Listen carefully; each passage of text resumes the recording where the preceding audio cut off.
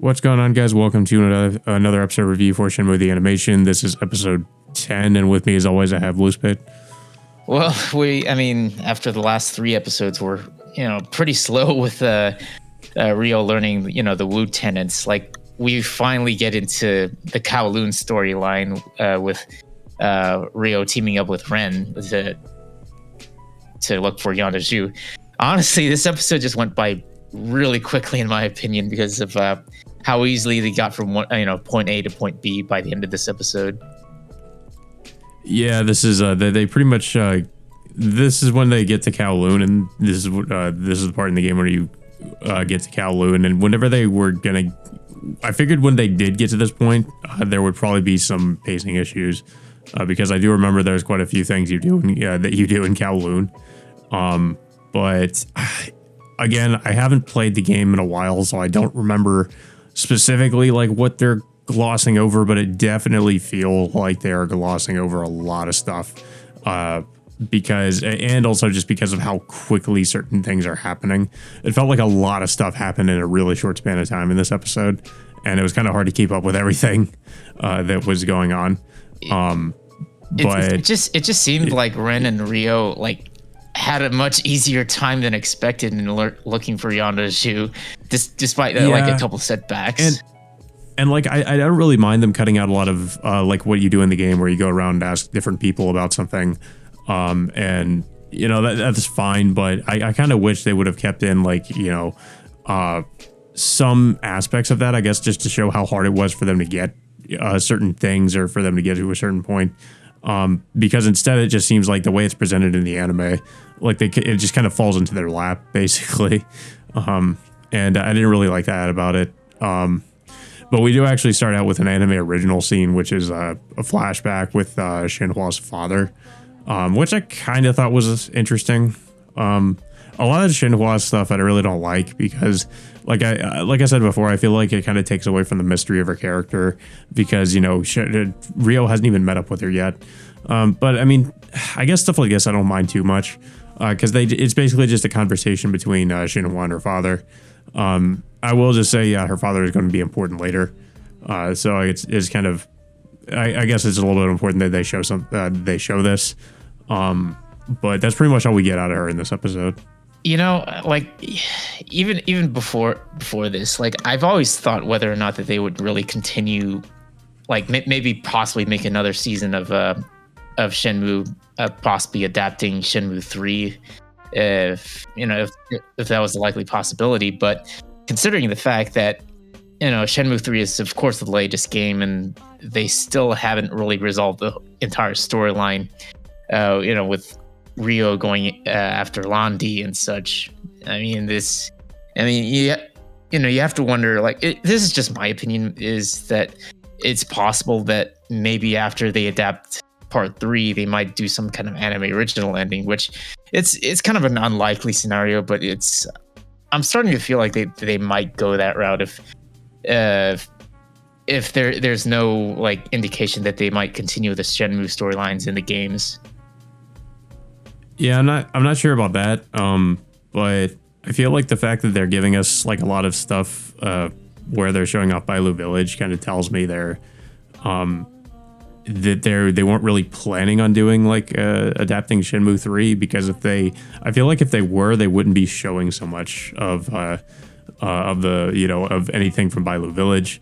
But I don't know. That's just my assumption, because why else would they be showing us so much of Shenhua and her life? Mm-hmm. Because we end up seeing that more so in Shenmue 3. And Shenmue 2, we really don't know anything about her. Yeah, I don't know. It's my guess is they're probably just doing this maybe because they know they might be adapting Shenmue 3 possibly after this season, but we won't know until after the season's done. But yeah, it's just like we said earlier, it's just Rio and Ren have a much easier time than expected. In this episode in particular, looking for Yonda. They do run into some resistance going up against the Yellowhead gang, and particularly their boss. What was it, Doni? Something like That's that. yeah, it is. And pretty much he obviously we know he reports back to Londi, and and of course they run into him at least I think on 3 different occasions. The first time like they weren't as lucky and they end up getting captured, but they easily managed to escape from where they were being imprisoned. It's just like I also had to kind of laugh a little bit on how easily they managed to escape that. Like Rio like tells like the guard outside the room like like Rio is going out of it, and the guard opens the door, and then they just easily just knock him out, and they escape shortly after that. Yeah. I mean, to be fair, this did happen. This did happen in the game. But I kind of thought it was funny in the game too, because it's just it just kind of is more like, I guess, the Rio and Ren getting into these different comedic shenanigans basically when they're trying to look for Yolanda Zhu and Kowloon. And this this episode just feels like a very condensed version of all that, which is why I don't like how rushed it was, because I wish we had gotten a little bit more time for them to kind of showing their relationship developing a little bit more, because like the whole kind of rush nature of all this kind of doesn't really make that come across as naturally as it did in the game. Yeah, it's just the most interaction we got out of this too is Rio asking Ren why he's helping him out, and Rio just Rio's only response is like he's only doing it because he feels like there's some money he can get out of this, like some big reward that he might get like after all this is done. But of course, like they're still like working together even by the time at the end of Shenmue 3. Yeah, but eventually they continue their investigation, and of course they get to this one location in which they have to look through like all these audio tapes just to find hints of where Yolanda Zhu is. And of course, like it doesn't take too long, and then like I think they just literally just listen to the first tape and find out like where one of Yolanda Zhu's like assistants are who ended up getting captured. So they eventually go there and end up rescuing him afterwards, but before managing to escape from Duoni again. And then shortly after so this was like based on the bird in the background of one of the tapes. Like you had to find in the game, like it wasn't really like, I remember you had to go through some asking a bunch of people about it, or like following up a bunch of different leads in order to find where the bird was actually where it actually was the bird is. And I don't know. I guess I don't really. Again, I guess I don't mind it too much how they did it in the anime, but I do kind of wish there was. They showed a little bit more of Rio kind of struggling to find where I guess the source of the noise, or what he would need to do to find it. But they just kind of cut right to him finding out where it is in the anime. And to be fair, they have done it. They have done that for a few different things in the anime so far. They really just kind of cut out a lot of Rio just kind of running around and asking people for to find clues about different things. I think we should mention too, like they also got, like in the beginning of the episode, they also got like I guess tipped off as to where you wanted to, they kind of like went into a trap because they got tipped off as to where you wanted Zhu might be by like some shopkeeper, I think. And then they eventually, like, I guess, come back later to interrogate him after they get away. Yeah. And then of course, like the shopkeeper tells him to, I forgot the name of that person that they lead him to, but I think that was where they were looking, I think that's where it leads to the scene where they were listening to the audio tapes, and then they eventually find out that that it leads them to like another guy that works with Dooney. I think was like Young, who just wears this like this flashy kind of outfit. Yeah, it's that one guy that showed up before. Yeah, and of course, we find out that the bird noise that they find is, of course, his parrot. and I did mention this earlier that that Yuan is keeping Yuan de Ju's assistant hostage, and eventually, like I said, they do rescue him and manage to escape. And this guy gives Rio and Ren the 4 set of keys, which leads him to Yuan de Ju's secret hideout. Yeah, I mean they do show them like opening a lot of these different, I guess, secret passageways with these keys, until they eventually find like this old man who I guess they they assume is Yuan de Ju.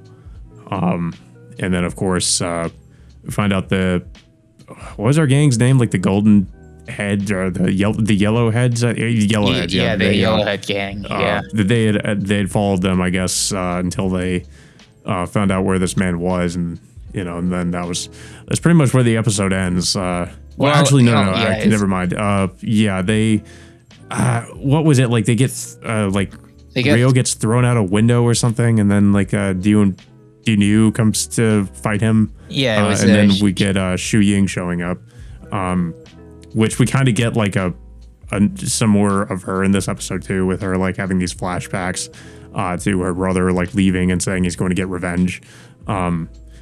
And it kind of makes me ask some questions, like, because I haven't really played through all of Shenmue 3, so I don't know if maybe he shows up there, but I feel like the plan was maybe for him to be like an important character in the games, that he would eventually show up again, or maybe help out Rio or something, because it feels like did her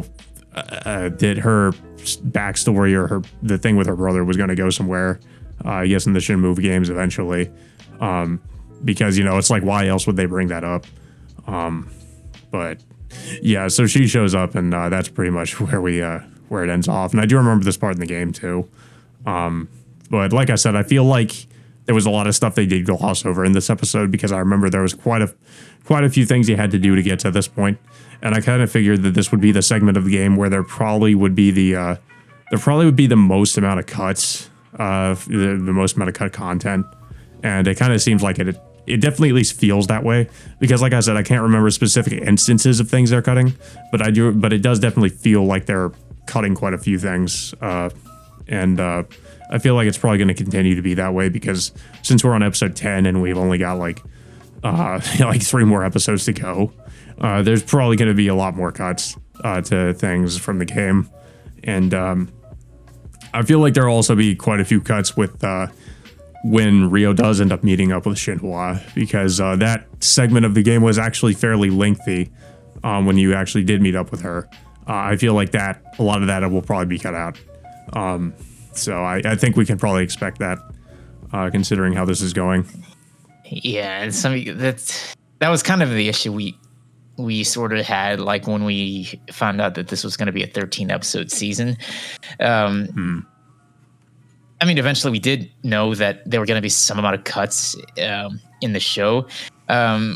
We kind of see the result of this, like, based on this episode in particular, and on just pretty much on how easily like Rio and Ren managed to get from point A to point B, getting around a lot of stuff so easily, which led to the rushed plotline in this episode. Yeah.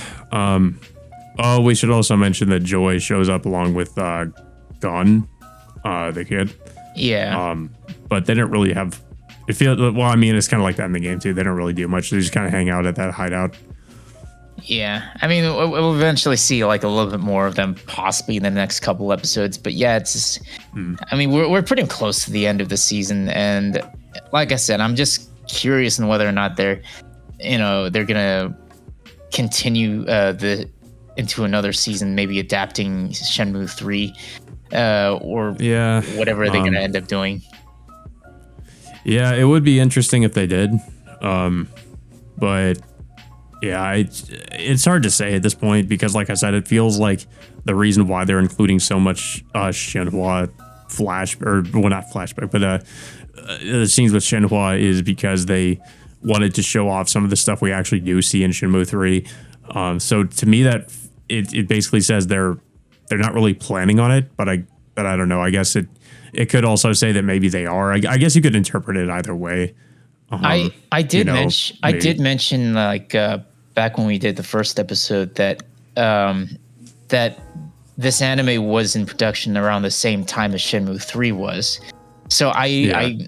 so it's possible that they might have collaborated together in like what the plot line for Shenmue 3 was going to be. It so it I don't know. There could be some likely possibility that they might do an adaptation for Shenmue 3. I'm not really sure. Because the game's Yeah. like for about like what 3 years already. Yeah. I mean, I could see it happening eventually. But yeah, in regards to this episode, I feel like I kind of have some mixed feelings about it. Like, the scenes they adapted, I thought were fine, but it did feel like the pacing definitely ramped up, especially since the last few episodes have been much slower in comparison. I kind of predicted this might happen in the last episode review, considering how much I remember, how much more they had to go in order to get to the end of Shenmue 2. I figured they would probably just rush through a lot of stuff, and it's kind of starting to feel like they are. So yeah, I feel like I don't know. Like I said, mixed feelings. Like the things they did adapt were fine. If not, like I said, rushed. If certain, if they had slowed down the pacing, if they maybe had a little bit more episodes to go to work with, I think it would be definitely better in that regard. But because they don't, it definitely means they're going to have to cut stuff. And like, for example, the relationship between Rio and Ren, it feels much more naturally in how it develops in the game.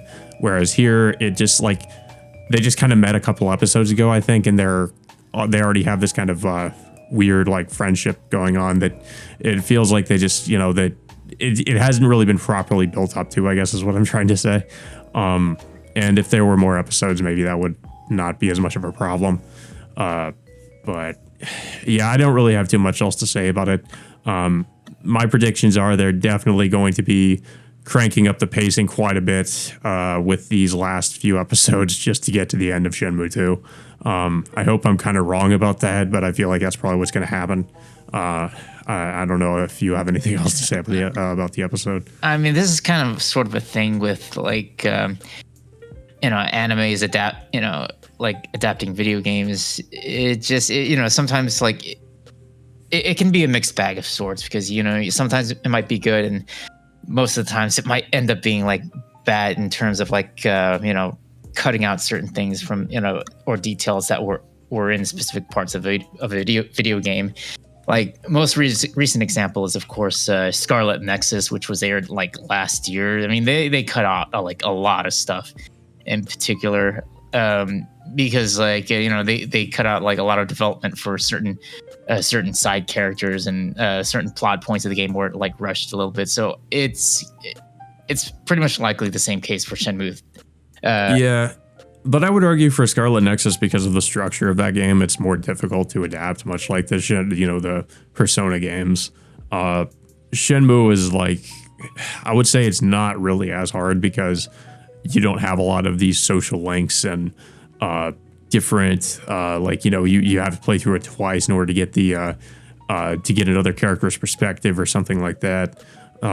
It's more straightforward than that. Yeah. Well, another major difference is that this show's attempting to adapt two games under the that's the other problem. Yeah.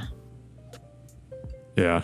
When I heard that, I was also very concerned, and I figured this would be a problem. And of course, it kind of has become a little bit more of a problem as we've gotten further through the plot of Shenmue 2. But yeah, so hopefully this does kind of get a little bit better, I guess, in the next few episodes. Because if it doesn't, I feel like I'm not really sure how I'm going to feel about the anime as a whole. But yeah, so that all being said, until next Saturday, we will see you all next time.